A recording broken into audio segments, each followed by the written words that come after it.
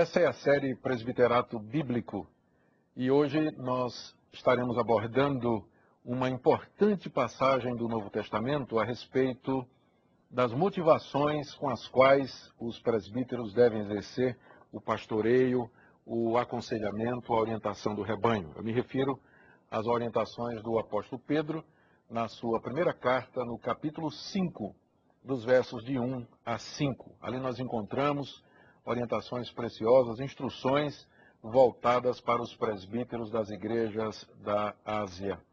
E eu gostaria de ler com você o texto nesse instante. Eu queria pedir que você tivesse com sua Bíblia aí, ao lado, com um caderninho para fazer anotações, porque essa palestra é uma palestra de cunho eminentemente exegético, bíblico, e você certamente vai precisar acompanhar.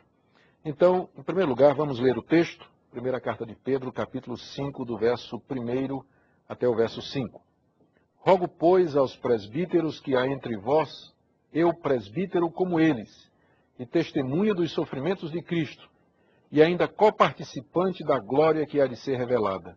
Pastoreai o rebanho de Deus que há entre vós, não por constrangimento, mas espontaneamente, como Deus quer, nem por sorte da ganância, mas de boa vontade, nem como dominadores dos que vos foram confiados, antes tornando-vos modelos do rebanho. Ora, logo que o Supremo Pastor se manifestar, recebereis a imacessível coroa da glória.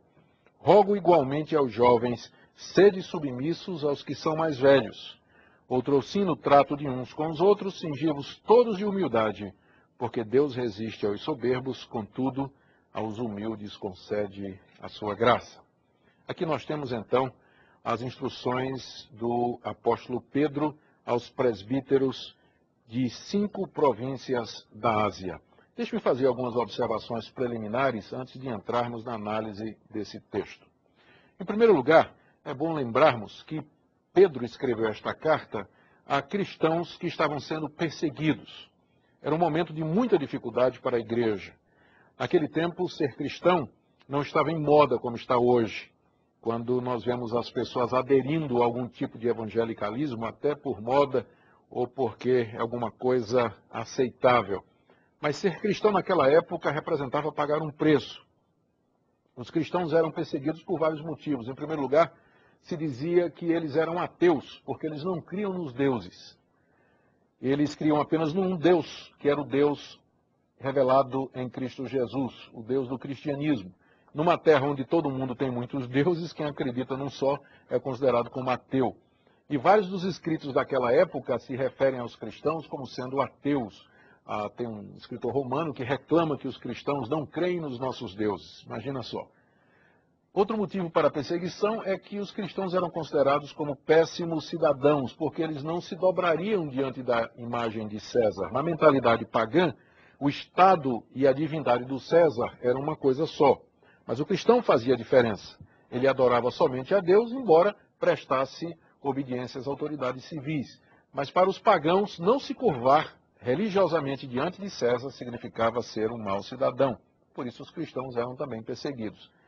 E corriam também boatos de que os cristãos eram antropófagos, porque uma vez por semana eles se fechavam em algum lugar para comer a carne e beber o sangue de alguém. Era assim que os pagãos interpretavam a ceia do Senhor, conforme os cristãos a celebravam. Ou seja, por esses motivos e outros, os cristãos viviam continuamente debaixo do perigo de assédio da polícia, arrestamento de bens, prisão, tortura e, evidentemente, o martírio. Uma das razões, então, pelas quais o apóstolo Pedro escreveu esta carta foi para orientar os cristãos, confortá-los, instruí-los de que maneira deveriam se comportar debaixo de tão grande perseguição. E é nesse contexto que ele traz essas instruções para os guias dos cristãos, para os seus presbíteros, aqueles que eram pastores do rebanho.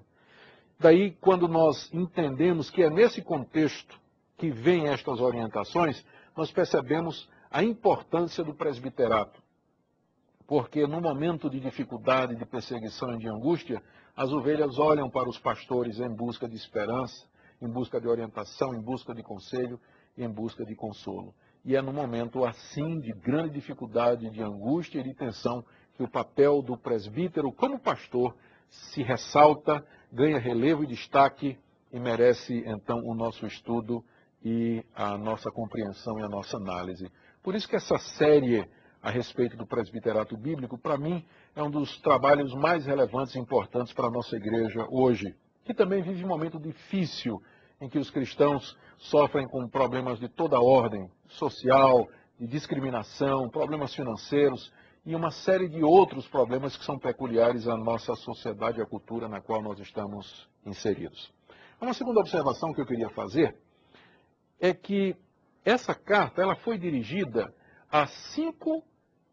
aos cristãos de 5 províncias diferentes da Ásia. Se você voltar comigo aí, as páginas, você vai ver no capítulo 1, no verso 1, quais são estas províncias. São Ponto, Galácia, Capadócia, Ásia e Bitínia. Entretanto, quando Pedro chega aqui no capítulo 5, ele fala aos presbíteros que há entre vós. Qual é a conclusão que nós chegamos?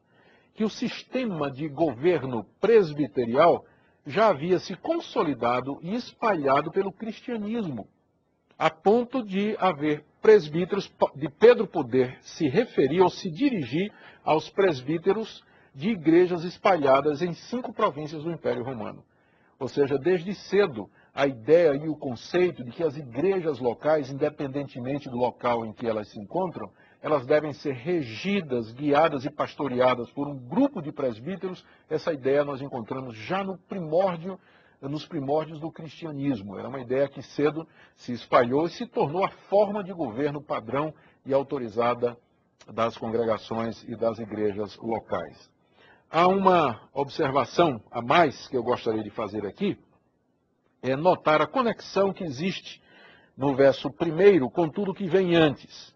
Porque Pedro diz assim, rogo, pois, aos presbíteros que há entre vós. Esse pois aí faz a ligação entre essas instruções que nós acabamos de ler e tudo que Pedro havia pronunciado anteriormente na carta. No contexto imediatamente anterior, nós lemos que o apóstolo Pedro está dizendo àqueles cristãos de que o juízo de Deus já está começando e que ele deve começar pela casa de Deus. Quando Pedro fala disso, ele está se referindo ao fato de que através das perseguições, das dificuldades, Deus está purificando a fé, santificando os seus filhos. Várias vezes nessa carta, Pedro se refere ao fogo ardente que surge no meio deles. A ideia de fogo como que purificando o metal de elementos impuros. Assim também o fogo das provações e das perseguições seria usado para a purificação da vida da igreja. Então, quando nesse contexto nós lemos as exortações de Pedro e as suas instruções aos presbíteros, nós vemos que se a casa de Deus está debaixo do juízo purificador de Deus, muito mais esse juízo purificador está sobre a sua liderança, Presbíteros e pastores desempenham um papel importante no processo de santificação da igreja, porque é com eles que o juízo de Deus começa. Se a igreja vai ser santa, se a igreja vai ser pura, essa santidade e essa pureza deve começar por aqueles que são o modelo do rebanho. Há uma quarta observação que eu queria fazer, ainda antes de entrar na análise do texto, é que provavelmente nós temos aqui diante de nós o sermão de despedida de Pedro aos presbíteros da Ásia.